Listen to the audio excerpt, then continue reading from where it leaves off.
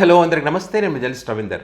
వెలుగు TV equipment కోసం సహాయం అందించాలనుకునే వాళ్ళు కింద నెంబర్ ఉంది, ఆ నెంబర్కి మీ సహాయాన్ని అందించగలరు. సో టాపిక్ ఏంటంటే 2029లో ఫలితాలు ఏ రకంగా ఉంటాయి అన్నదానికి సంబంధించి వైఎస్ జగన్మోహన్ రెడ్డి గారు చాలా కాన్ఫిడెంట్గా ఉన్నారు. అటుపక్క కూటమి కానీ వారి మీడియా కానీ కూటమి గెలవాలని కోరుకునేటువంటి వ్యక్తులు కానీ మరి భయంతో ఉన్నారు. దానికి సంబంధించి ఒక వీడియో క్లిప్పింగ్తో పాటు ఎవరు చెప్పనటువంటి కొన్ని కీలక అంశాలు మీ దృష్టికి తీసుకొచ్చేటువంటి ప్రయత్నం. సో ఖచ్చితంగా వీడియో ఎండింగ్ వరకు చూడండి, మీ అభిప్రాయాన్ని కామెంట్ రూపంలో పెట్టండి. సో ఎక్కడైనా ఒక పార్టీ ఓడిపోయినప్పుడు ఆ పార్టీ దగ్గరికి ప్రజలు వెళ్ళరు. ఆ పార్టీ మళ్ళీ అంటే దరిదాపుల్లో కూడా కోలుకోలేనటువంటి పరిస్థితుల్లో ఉందిలే అనుకొని దూరంగా ఉంటారు. ఎందుకంటే వైఎస్ఆర్ కాంగ్రెస్ పార్టీ కూడా 2024 ఎన్నికల్లో వచ్చినటువంటి ఫలితాలు అంత దారుణంగా ఉన్నాయి.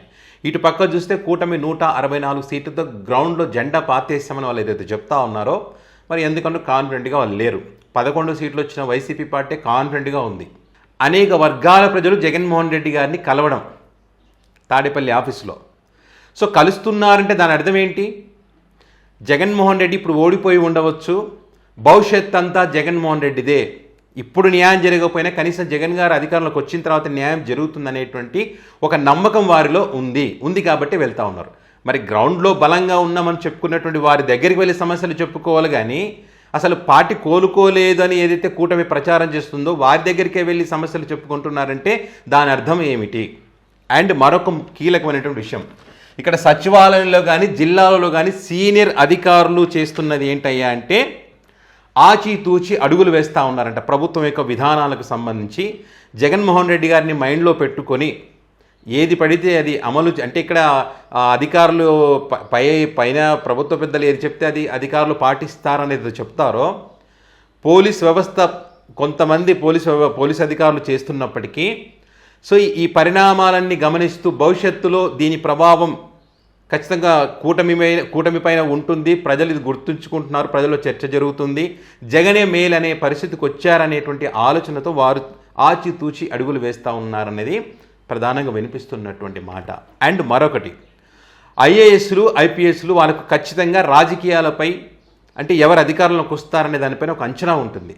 సో ఆ అంచనా ఇప్పుడున్నటువంటి ఐఏఎస్ ఐపీఎస్ అధికారులకు ఉంది కాబట్టి వాళ్ళు చాలా సేఫ్ గేమ్ ఆడుతున్నారనేటువంటి చర్చ కూడా బలంగా వినిపిస్తూ ఉంది. కాబట్టి పూర్తి సంబంధాలు వైసీపీ పార్టీతో తెంచుకోకుండా అలాగని వారు ఇబ్బంది పడకుండా ఏం చెయ్యాలో అదే చేస్తూ మరి వారి భవిష్యత్తులు దృష్టిలో పెట్టుకొని నిర్ణయాలు తీసుకుంటున్నారనేటువంటిది మరొక చర్చ. జగన్ బటన్ నొక్కుడు అనేది అయితే అన్నారో చాలా ఈజీ, ముసలమ్మ నొక్కుతుందని, ఆ బటన్ నొక్కడం చాలా కష్టమని, జగన్ గారు ఇచ్చిన దానికంటే కొత్తగా ఇచ్చింది ఏమీ లేదనేటువంటి విషయం ఆ ప్రజల్లో వస్తున్నటువంటి వ్యతిరేకతకు సంబంధించి కూడా ఇక్కడ అధికారులకు పూర్తి అవగాహన వచ్చిందంట. అంటే వీళ్ళు భవిష్యత్తులో వీళ్ళను ప్రజలు నమ్మేటువంటి పరిస్థితి లేదు అనేటువంటి అంటే ఇక్కడ ఇప్పుడు కూటమి ప్రభుత్వం ఉందండి. కూటమి ప్రభుత్వం ఏం చేస్తుంది? 164 సీట్లు వచ్చినాయన్న ధీమా వారిలో కనిపించడం లేదు. ఎట్లా ఉండాలి? మేమే గెలుస్తాం, మళ్ళీ మేమే గెలుస్తాం అనేటువంటిది వీళ్ళు చెప్పడం లేదు. కూటమి కలిసే ఉంటుంది, 30 ఏళ్ళు అధికారంలో ఉంటుందని ఒక మాట అంటున్నారు కానీ అది ధీమాతో చెప్పడం లేదు. ఇదే జగన్మోహన్ రెడ్డి గారిని చూడండి, చాలా ధీమాగా 2029లో మనమే వస్తాం, ఖచ్చితంగా గుర్తుపెట్టుకుంటాం, ఎవరెవరైతే చట్ట వ్యతిరేక కార్యక్రమాలకు పాల్పడ్డారో వాళ్ళందరినీ చట్టం ముందు నిలబెడతాం అనేటువంటి మాట ధైర్యంగా చెప్తా ఉన్నారు. జగన్ గారు చెప్పడంతో పాటు వాళ్ళ క్యాడర్ కూడా 2029లో వైసీపీ పార్టీ గెలుస్తుందనేటువంటి ధీమాతో చెప్తా ఉంది. అంటే దానికి కారణం ఏంటంటే వీళ్ళ పాలన సరిగా లేదు, ప్రజల నుంచి ఆ రకమైనటువంటి మద్దతు వైసీపీ పార్టీకి ఉంది. వీళ్ళు ఏదో చేస్తారంటే ఏమీ చేయలేకపోయారు, కలిసి ఉంటే తప్ప వాళ్ళు గెలవలేని పరిస్థితి. జగన్మోహన్ రెడ్డి గారు సింగిల్గానైనా గెలవగల కెపాసిటీ ఉంది. అవతల ఎంత పెద్ద పార్టీలైనా సరే, ఇప్పుడు బీజేపీ అనుకోండి, కాంగ్రెస్ అనుకోండి, కేంద్రాలు ఏ పార్టీని కూడా ఎదిరించి నిలబడగల వ్యక్తి జగన్మోహన్ రెడ్డి. భయం లేని వ్యక్తి, రాష్ట్ర ప్రజల కోసం ఏమైనా మాట్లాడగలడు అనేటువంటి ఒక నమ్మకం ప్రజల్లో ఉంది అనేటువంటి ధైర్యంతోనే వైసీపీ పార్టీ కూడా ఇప్పుడు ధైర్యంగా మేమే వస్తామనేటువంటి ధీమాతో ఉన్నారు. సో దానికి ఇంకో రీజన్ ఉందండి ఇక్కడ. ఇప్పుడు వీళ్ళు చెప్తున్నట్టు పని అయిపోయిందంటే వైసీపీ పార్టీ ఖాళీ అవ్వాలి కదా. పార్టీలో ఉన్న శ్రేణులందరూ వాళ్ళు కూటమిలో చేరిపోతున్నారంటే చేరిపోవాలి కదా. ఎక్కడైనా అలాంటి పరిస్థితి ఉందా? కేసులు పెడితే ఎక్కడైనా భయపడుతున్నటువంటి పరిస్థితి ఉందా? ఎక్కడా లేదు. ఇంకా ధైర్యంగా ఎంత హింసించినా ఎంత బాధ పెట్టినా కూడా ధైర్యంగా పార్టీ కోసం కష్టపడుతున్నటువంటి పరిస్థితులు చూస్తూ ఉన్నాం. అతి ముఖ్యంగా జగన్మోహన్ రెడ్డి గారు కాన్ఫిడెంట్ దానిపైన ఇటు టీవీ డిబేట్లలో కానీ సోషల్ మీడియాలో కానీ పొలిటికల్ సర్కిల్లో అదేంటి 2029లో ఎన్నికలు ఉండగా 2026లో ఇప్పుడు మావిగన్ వర్సెస్ అమరావతి కావాలనుకున్న వాళ్ళు కూటమికి ఓటు వేయండి, మావిగన్ కావాలనుకున్న వాళ్ళు వైసీపీకి ఓటు వేయండి అని చెప్పి ఇది మేనిఫెస్టోలకు పెడతానని చెప్పి ధైర్యంగా చెప్పగల కెపాసిటీ ఎవరికి ఉందండి? వైఎస్ జగన్మోహన్ రెడ్డి గారు అంత ధైర్యంగా చెప్పారు. ఎంత కాన్ఫిడెంట్ ఉంటే దానిపైన ఎంత అంటే ఒక రిపోర్టు ఇప్పుడు అలవోకగా ఒక వ్యక్తి ఈ రకమైనటువంటి కామెంట్ చేయడు కదా.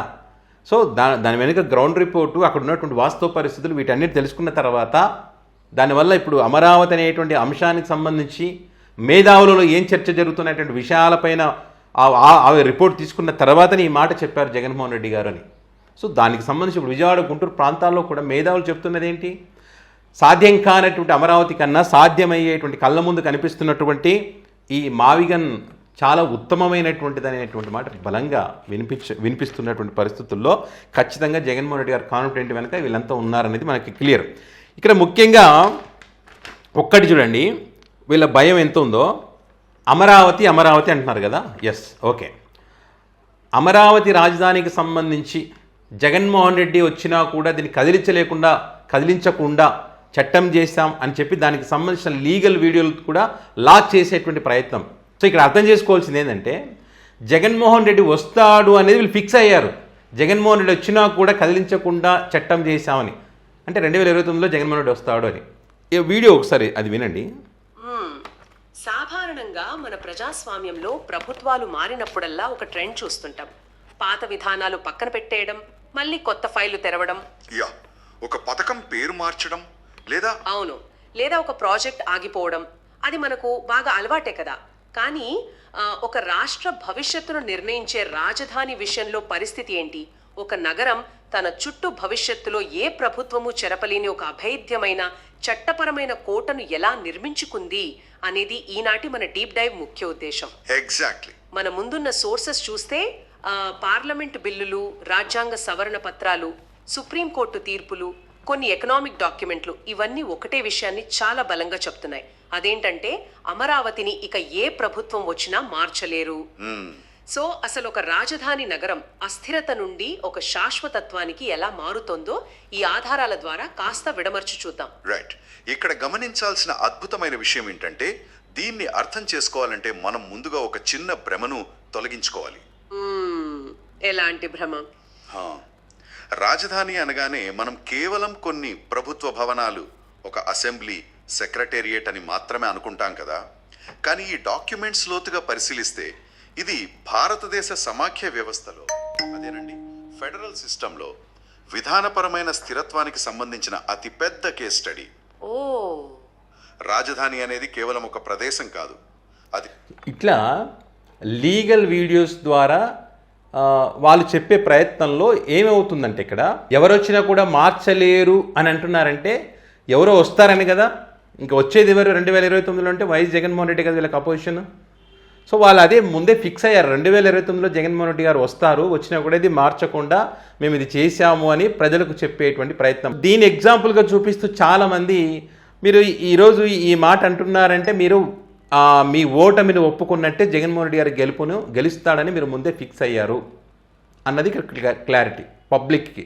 దానికి తోడు చాలా ఛానల్స్లో సోషల్ మీడియాలో పోల్స్ పెడతా ఉన్నారు. అమరావతి వర్సెస్ మావిగన్ అని, జగన్మోహన్ రెడ్డి గారి పాలన బాగుందా, చంద్రబాబు గారి పాలన బాగుందా అని, లేకపోతే ఈ జగన్మోహన్ రెడ్డి గారు ఏదైతే టెండర్లు వేయకండి అని చెప్పి మెడికల్ కాలేజీలకు సంబంధించినటువంటి అంశాల్లో ఎవరితో ఏకీభవిస్తారని, ఇట్లా అనేక అంశాలకు సంబంధించి పోల్స్ పెడితే జగన్మోహన్ రెడ్డి గారితోని ఏకీభవిస్తూ ఉన్నారు.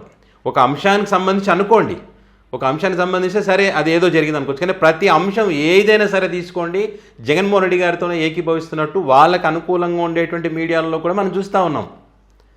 సో డెఫినెట్గా ప్రజల యొక్క అభిప్రాయాలను కాదనలేని పరిస్థితి ఇక్కడ.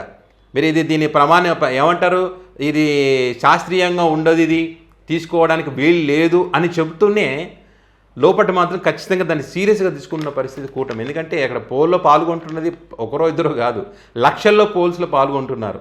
సో కాబట్టి డెఫినెట్గా ఆ భయం కూడా వీరిలో ఉంది.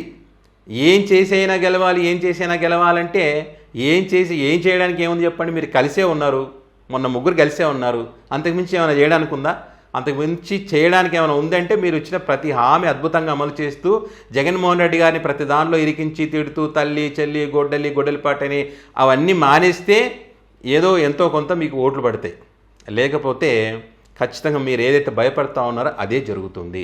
సో ఇట్లా జరగాల్సినటువంటి నష్టం జరిగిపోయిందనేది కూటమి శ్రేణుల యొక్క ఆలోచన. సో కాబట్టే వాళ్ళు భయంతో ఉన్నారు. వైసీపీ పార్టీ క్యాడర్ కానీ జగన్ గారు కానీ కాన్ఫిడెంట్గా ఉన్నారు 2029 ఎన్నికలకు సంబంధించి. సో ఇట్లా చెప్పుకుంటూ పోతే చాలా అంశాలు ఉన్నాయి. మరి మీరేమనుకుంటారో దీనికి సంబంధించి మీ అభిప్రాయాన్ని కామెంట్ రూపంలో పెట్టగలరు. Thank you.